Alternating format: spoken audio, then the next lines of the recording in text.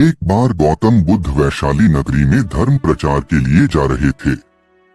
जब वे नगरी के बीचों बीच से गुजर रहे थे, तब उन्होंने देखा कि कुछ सैनिक एक लड़की का पीछा करे रहे हैं।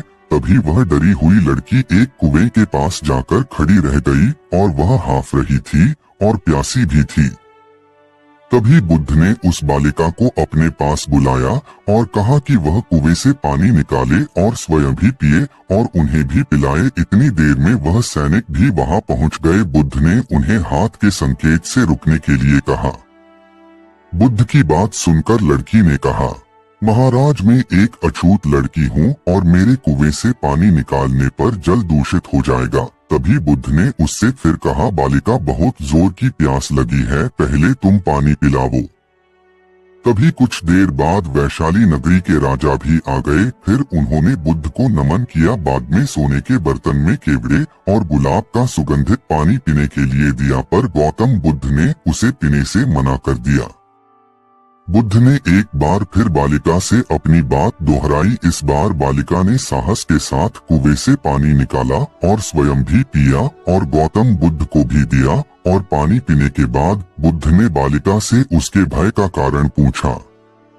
तब उस बालिका ने बताया, मुझे स्वयं से राजा के दरबार में गाने का अवसर मिला था और राजा ने मेरा गीत सुन मुझे अपनी गले की माला पुरस्कार स्वरूप दी। लेकिन उन्हें किसी ने बताया कि मैं एक अछूत लड़की हूँ और यह जानते ही राजा ने मुझे अपने सैनिक को मुझे जेल में डालने के लिए बोल दिया। मैं किसी तरह उन सैनिकों से बचकर यहाँ तक पहुँच गई और आप मिल गए। इस पर बुद्ध ने कहा कि सुनो राजन, मैं चाहता हूँ कि आप मेरी इस शब्द को हमेशा याद रखें। कोई भी मनुष्य की पहचान उसके धर्म और जाति से नहीं, बल्कि उसके स्वभाव या उसके अच्छे काम से होती है। जिस बालिका के मधुर कंठ से निकले मधुर गीत का आपने आनंद उठाया, उसे पुरस्कार दिया, और जिसके कार्य इतने अच्छे हों वह अछूत हो नहीं सकती। और उस बालिका के साथ नीची सोच और छोटे कार्य करके अछूत होने का परिचय तो आपने दिया है। इसीलिए मेरे नजरों में यह बालिका नहीं बल्कि आप अछूत है। तभी राजा बुद्ध के सामने शर्मिंदा होने के अलावा और कर भी क्या सकते हैं।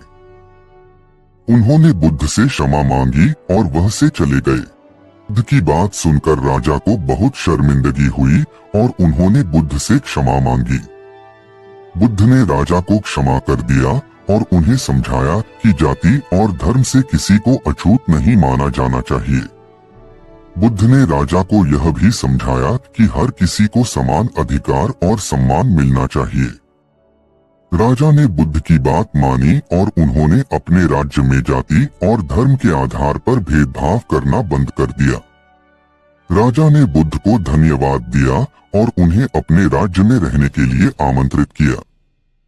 बुद्ध ने राजा के आमंत्रण को स्वीकार किया और उन्होंने वैशाली नगरी में कई दिनों तक धर्म प्रचार किया।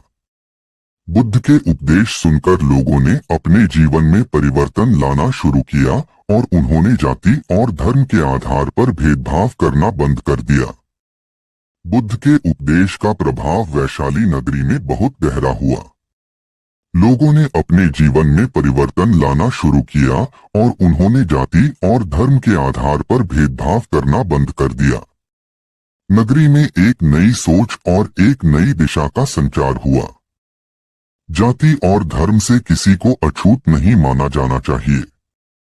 हर किसी को समान अधिकार और सम्मान मिलना चाहिए।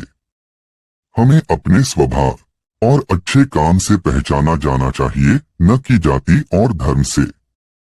बुद्ध के उपदेश ने लोगों को यह भी सिखाया कि सच्ची शांति और सुख केवल बाहरी साधनों से नहीं मिलता, बल्कि यह हमारे अंदर से ही आता है। हमें अपने मन और आत्मा को शुद्ध करना चाहिए और सच्ची शांति और सुख की ओर बढ़ना चाहिए। इस तरह बुद्ध ने वैशाली नगरी में एक नई क्रांति का संचार किया और लोगों के जीवन में परिवर्तन लाने में मदद की। बुद्ध के उपदेश ने लोगों को सच्ची शांति और सुख की ओर बढ़ने में मदद की